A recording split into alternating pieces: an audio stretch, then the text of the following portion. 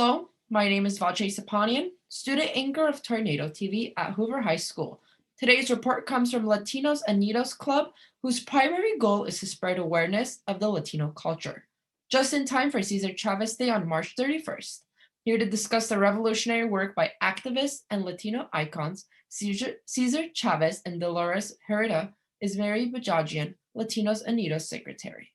Hello students, my name is Mary Bejanyan.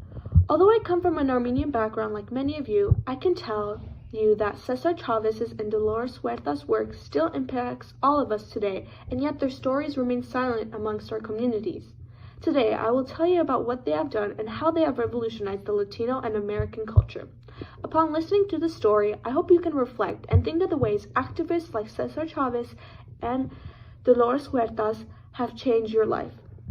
After losing his home at a young age due to the Great Depression in Yuma, Arizona, Cesar Chavez's family decided to move to sunny California.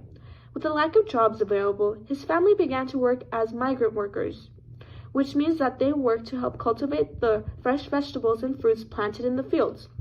They did not make a lot of money from this, and it had gotten to the point where Chavez, at the end of his 8th grade year, had to drop out of school to help his family out in the fields. Migrant workers were treated very poorly. They had no breaks and worked very long hours. They couldn't even use the restroom.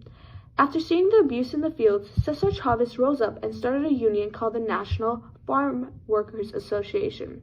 Through this union, he rallied many field workers and supporters.